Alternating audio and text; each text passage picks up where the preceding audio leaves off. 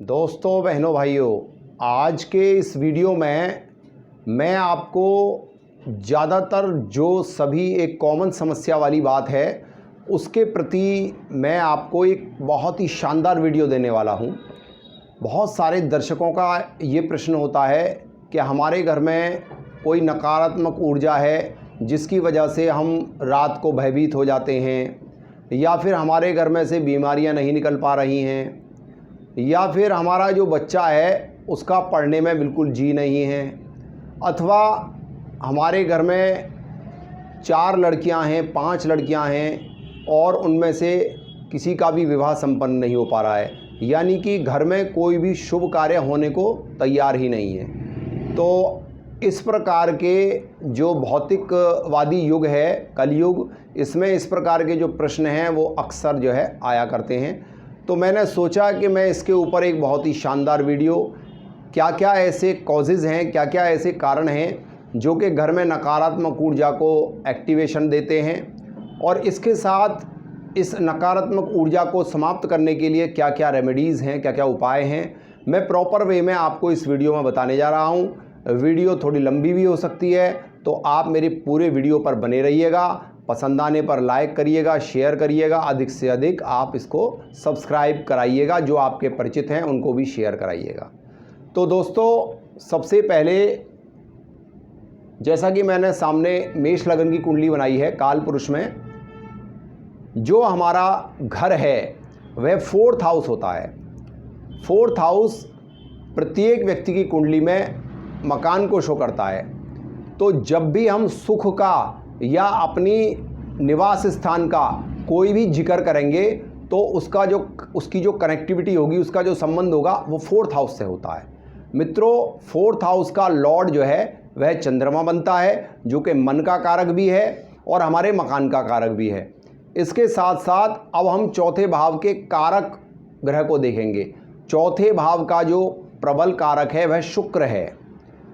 तो मित्रों, जब शुक्र और चंद्रमा, बहुत ही कॉन्संट्रेट होकर सुनिएगा, शुक्र एवं चंद्रमा जब भी आपकी कुंडली में आपके लग्नों में अकारक होकर पापी ग्रहों के साथ बैठ जाएं, यानी कि उदाहरण के लिए आपकी किसी प्रकार की कोई भी लगन हो और उसमें चंद्रमा तृतीयेश, षष्ठेश, अष्टमेश और द्वादशेश बन जाएं।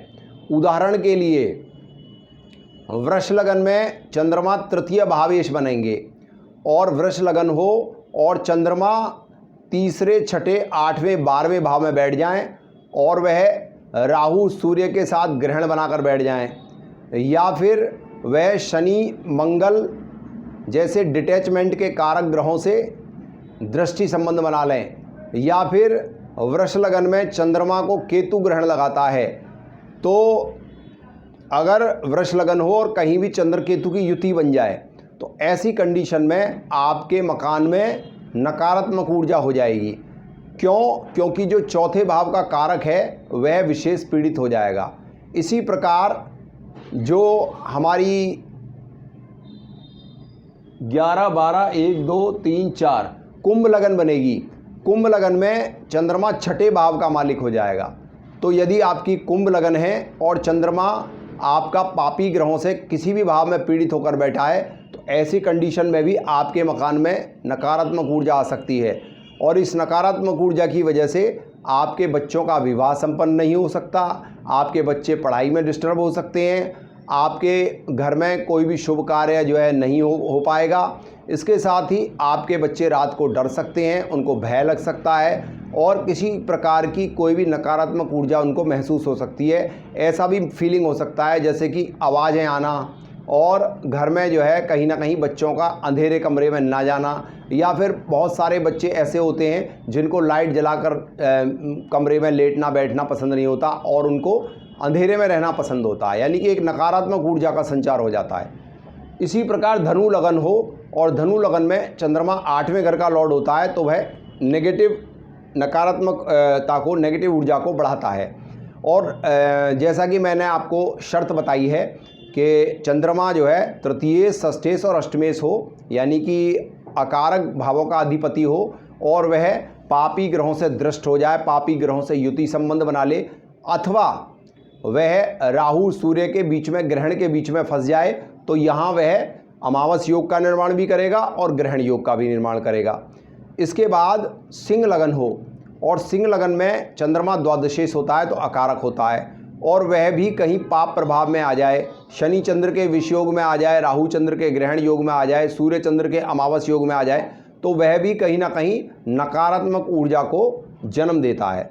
तो सबसे पहले तो अगर आपकी कुंडली में, जैसा कि मैंने अभी बताया है, क्रमशः वृष लगन जिसमें कि चंद्रमा नेगेटिव ऊर्जा देने वाला बनेगा। इसके बाद मैंने बताया कुंभ लगन जिसमें छठे भाव का मालिक होकर नेगेटिव ऊर्जा चंद्रमा देने वाला होगा। इसके बाद धनु लगन में अष्टमेश होने से और सिंह लगन में 12वें घर का लॉर्ड होने से चंद्रमा नेगेटिव ऊर्जा देने वाला होगा। यदि आपकी कोई भी लगन हो और चंद्रमा आपको नेगेटिव ऊर्जा दे रहा हो, घर में अनेक प्रकार की आवाज़ें आ रही हों, घर में डर लगता हो, या कोई भी शुभ कार्य संपन्न ना हो रहा हो, या बच्चे जो है कहीं ना कहीं पढ़ाई में मन न लगा रहे हों, जिद्दी हों, चिड़चिड़े हों, तो इसके लिए आपको मैं चंद्रमा के नकारात्मक ऊर्जा को जो ख़त्म करेंगे, ऐसे मैं आपको रेमेडी, ऐसे उपाय आपको बताने जा रहा हूँ। आप जो है कोई भी कागज़ पेन लेके बैठ जाएं और इन उपायों को लिख भी सकते हैं। सबसे पहला उपाय है मित्रों, जब भी चंद्रमा घर में नकारात्मक ऊर्जा फैला रहा हो तो एक रेशमी धागा ले लें और उस रेशमी धागे को आप 24 घंटे के लिए, यानी कि रविवार की सुबह प्रातः उसको गंगा जल में, शुद्ध गंगा जल ले लें और उसमें डाल दें, और 24 घंटे के बाद उस जो सफ़ेद कलर का रेशमी धागा है, मोटा धागा आपको लेना है, जो पटार आती है, सफ़ेद कलर की पटार भी हो सकती है, या रेशमी धागा लें तो मोटा लें, और उसके बाद आप उस धागे को पर्टिकुलर फूंक मारें और फूंक मार के उसको बोलें ओम सौम सौमाय नमः। आपको उस धागे की जो लंबाई है वह अपनी लंबाई के बराबर लेनी है, यानी कि आपके जो गृह स्वामी हैं, अगर आपके घर में आपकी कोई भी गृह स्वामी हो सकते हैं, स्त्री हो सकती है, पुरुष हो सकते हैं, तो उनकी जो लंबाई है उसके बराबर आप धागा ले लें और उस धागे को आप 24 घंटे के लिए गंगा जल में डाल दें, और उसके बाद उसको फूंक मारकर ओम सौम सौमाय नमः ऐसे करके उसको सिद्ध कर लें। सिद्ध करने के बाद उसको किसी मंदिर में जाकर शिवलिंग से टच करें, और टच करने के बाद उसको जो है आप, अगर स्त्री हैं तो अपने उल्टे हाथ में और पुरुष हैं तो अपने सीधे हाथ में, यानी कि स्त्रियों के लिए लेफ़्ट हैंड इंग्लिश में और पुरुषों के लिए राइट हैंड में बांध लें। ऐसा करने से आपके घर की जो नकारात्मक ऊर्जा है वह 2 या 2.5 या 3 महीने के अंदर अंदर पूरी तरीके से फ्लैश आउट हो सकती है। या आपका कोई बच्चा हो या किसी प्रॉब्लमेटिक बंदा कोई हो और उसको ये समस्या आ रही हो, तो यह धागा आप उस बच्चे को, या किसी का विवाह नहीं हो रहा हो नकारात्मक ऊर्जा की वजह से, उसको भी आप बांध सकते हैं। इसके अलावा अगला उपाय जो चंद्रमा का है नकारात्मक ऊर्जा को ख़त्म करने के लिए, वह है आप किसी भी पूर्णमासी को एक कांच की शीशी में जल भरकर रख दें और उस कांच की शीशी को आप पूर्णमासी के चंद्रमा को 3-4 घंटे के लिए दिखा दें। यानी कि एक कांच की शीशी लें, उसमें गंगा जल भर लें और गंगा जल भर के उसमें सादा जल मिला लें। अगर गंगा जल आपके पास उपलब्ध ना हो तो उसमें सादा जल भी मिला सकते हैं। 1-2 चम्मच आप गंगा जल डाल लें और कांच की शीशी ही होनी चाहिए। तो कांच की शीशी को आप पूर्णमासी के चंद्रमा को दिखा लें और उसके बाद उसको रख लें, और घर में जितने भी सदस्य हैं जब भी वो जल पिएं तो उसमें से 2 ढक्कन उस जो कांच की शीशी का जल है पूर्णमासी का, जो चंद्रमा की रोशनी को दिखाया गया है, उस जल को आप जो है अपने घर में यूज़ कर लें। इस उपाय को करने से जितने प्रकार की मैंने घर में नकारात्मक ऊर्जाएं बताई हैं वह दूर होंगी। इसके अलावा आप उस जल को जो है, जो जल आपने कांच की शीशी में पूर्णमासी के चंद्रमा को दिखाकर इकट्ठा किया है, उस जल को आप थोड़ा थोड़ा डेली जो है 43 दिन तक अपने घर में छिड़क भी सकते हैं और पिला भी सकते हैं। दोनों काम करेंगे तो नकारात्मक ऊर्जा घर की आसानी से निकल जाएगी।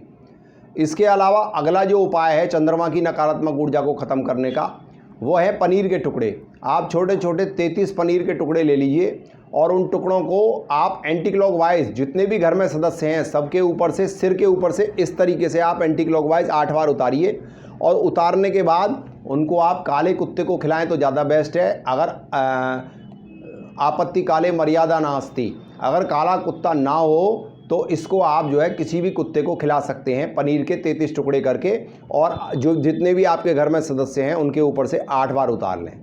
इस प्रकार से आप चंद्रमा की नकारात्मक ऊर्जा को ख़त्म कर सकते हैं। अगला उपाय है मित्रों, यदि आप चंद्रमा की वजह से घर में नकारात्मक ऊर्जा महसूस करते हैं तो इसके लिए अगला उपाय क्या है? अगला उपाय है सफ़ेद तिल। आप एक फ़ोटो वाला छोटा एनवलप ले लें और उसमें सफ़ेद तिल इकट्ठे करें और उन तिलों को आप जो है अपने सिराने रखें, और जब रखें तब भी सिर से एंटी क्लॉकवाइज 8 बार उतार लें सफ़ेद तिल। और वो सफ़ेद तिल जो क्वांटिटी है वह आपकी 4-5 चुटकी आपके हाथ की जो है वो रखनी है, और उसको आप जो है अपने सर से 8 बार उतारें और अपने सिराने रखकर सो जाएं। और सोने के बाद आपको वह शाम के टाइम यानी गोधूली बेला, यानी जब दिन छिपता है उस समय आप उसको शिवलिंग पर चढ़ा दें। ऐसा आप 43 डेज़ तक लगातार करें तो आपको कहीं ना कहीं चंद्रमा से रिलेटेड जो प्रॉब्लम्स आ रही हैं उसमें आपको बहुत भारी रिलैक्स मिलेगा।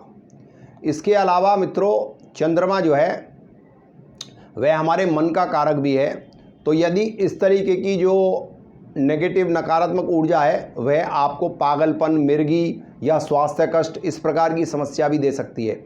यदि ऐसी कोई समस्या आ रही हो तो आप कहीं किसी दुकान से चांदी का बना हुआ कड़ा भी आप जो है अपने हाथ में डाल सकते हैं। स्त्रियां जो है वो उल्टे हाथ में डाल लें चांदी का कड़ा, और पुरुष जो हैं वह सीधे हाथ में चांदी का कड़ा डाल दें। ऐसा करने से भी घर की जो नकारात्मक ऊर्जा है वह समाप्त होगी। इसके अलावा आप नहाते समय अपने जल में जो आप जल यूज़ करते हैं उसमें थोड़ा सा गंगाजल और कच्चा दूध आप जो है डालकर नहा सकते हैं। इससे भी चंद्रमा की नकारात्मक ऊर्जा से आपको कहीं ना कहीं रिलैक्स मिलेगा। मित्रों, चौथे भाव का कारक शुक्र है। यदि आपकी कुंडली में आपकी जन्म पत्रिका में शुक्र पीड़ित है, जैसा कि मैंने आपको बताया है, शुक्र जो है आपकी कुंडली में पापी ग्रहों से प्रभावित है, दृष्ट है, तो भी कहीं ना कहीं आपको घर में नकारात्मक ऊर्जा से दो चार होना पड़ सकता है। इसके लिए आप जो है, अगर आप शुक्र की वजह से नकारात्मक ऊर्जा से प्रभावित हैं तो आप ओम द्राम द्रीम द्रोम शह शुक्राय नमः इस मंत्र का जाप कर सकते हैं।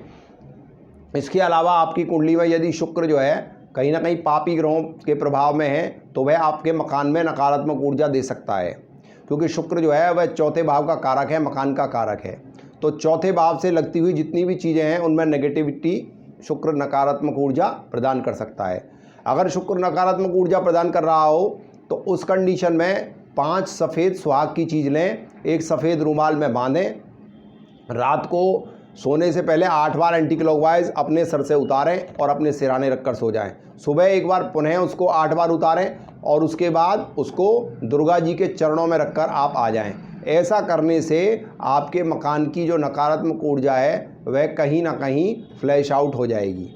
इसके अलावा क्योंकि शुक्र जो है वो स्त्री कारक ग्रह है, तो अगर आप किसी भी सुहागन स्त्री को सफ़ेद कलर की मिठाई डोनेट करते हैं तो तब भी आपकी शुक्र की जो नकारात्मक ऊर्जा है उससे आपको निजात मिलेगा।